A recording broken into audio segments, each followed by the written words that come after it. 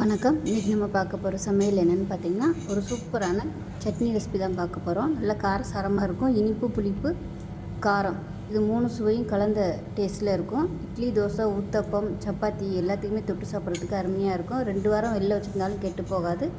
வாங்க அது எப்படி செய்யலாங்கிறத பார்க்கலாம். ஒரு கடாய் எடுத்துக்கலாம். இப்போ தேவையான அளவுக்கு நல்லெண்ணெய் சேர்த்துக்கலாம்.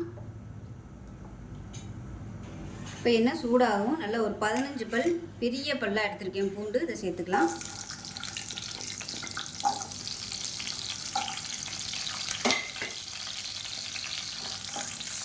இப்போ அதே மாதிரி ஒரு 10லேருந்து ஒரு 15 சின்ன வெங்காயம் சேர்த்துக்கலாம். இது கூடவே கருவேப்பிலை சேர்த்துக்கலாம்.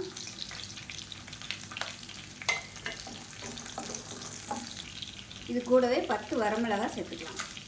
காரத்துக்கு தகுந்த மாதிரி சேர்த்துக்கணும். இப்போ இது கூடவே நல்ல பெரிய லெமன் சைஸ்க்கு புளி வந்து நாறு கொட்டை எல்லாத்தையும் எடுத்துட்டு இதோட சேர்த்துக்கலாம்.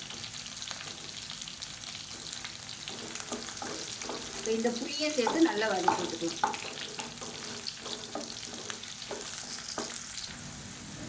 இப்போ இதில் ஒரு 1/4 டீஸ்பூன் போல் உப்பு சேர்த்துக்கலாம். வெங்காயமும் பூண்டு நல்லா வதங்கணும். இப்போ பாருங்கள், நல்லா வதங்கிடுச்சு. பூண்டெல்லாம் பார்த்திங்கன்னா இந்த அளவுக்கு நல்லா ப்ரௌன் கலரில் வரணும். அப்போ தான் வந்து உங்களுக்கு டேஸ்ட்டாக இருக்கும். அதே மாதிரி வெங்காயமும் நல்லா வதங்கிடுச்சு பாருங்கள். இந்த அளவுக்கு நல்லா வதங்கணும். இப்போ இதில் கேஸ் அமர்த்திடலாம். அமர்த்திட்டு நல்லா 1.5 டேபிள் ஸ்பூன் அளவுக்கு மிளகாத்தூள் சேர்த்துக்கலாம். கேஸ் அமர்த்திட்டு சேர்த்துக்கோங்க.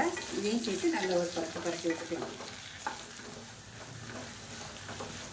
அவ்வளோதான். இப்போ இது எல்லாத்தையும் நல்லா ஆறுனதுக்கப்புறமா மிக்ஸி ஜாரில் சேர்த்துட்டு நல்லா அரைச்சிக்கலாம். தண்ணி ஊற்ற வேணாம். அதுக்கு பதிலாக நீங்கள் வந்து நல்லெண்ணெய் தான் சேர்க்கணும். தண்ணிக்கு பதிலாக சேர்த்துட்டு நல்லா அரைச்சிட்டு பார்க்கலாம். இப்போ பாருங்கள், கடாயில் உள்ள எண்ணெயோடு சேர்த்து நான் அப்படியே வந்து மிக்ஸி ஜாரில் சேர்த்துட்டேன். இது நல்லா ஆறட்டும். ஆறுனதுக்கப்புறம் அரைச்சிக்கலாம். தண்ணி வந்து ஊற்றக்கூடாது. இதுக்கு மேலே உங்களுக்கு அரைக்க கொஞ்சம் சிரமமாக இருக்குது அப்படின்னா நல்லெண்ணெய் வந்து சேர்த்துட்டு அரைச்சிட்டு பார்க்கலாம். இப்போ பாருங்கள், நல்லா அரைச்சிட்டு வந்துட்டேன். நான் வந்து கொஞ்சம் கூட தண்ணி ஊற்றலை. எனக்கு வந்து இது கருப்பு புளி, பழைய புளி நான் யூஸ் பண்ணது, அதனால கலர் வந்து இப்படி இருக்குது. நீங்கள் புது புளியை யூஸ் பண்ணிங்கன்னா உங்களுக்கு நல்லா ரெட் கலரில் கிடைக்கும். அவ்வளோதான், சூப்பராக ரெடி ஆயிடுச்சு.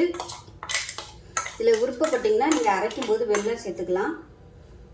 இந்த இனிப்பு, புளிப்பு, காரத்தோடு இந்த சட்னி சூப்பராக இருக்கும். இட்லி, தோசை, ஊத்தப்பம் எல்லாத்துக்குமே அருமையாக இருக்கும். செஞ்சு பாருங்கள். செஞ்சு பார்த்துட்டு எப்படி வந்துச்சுங்கிறத சொல்லுங்கள்.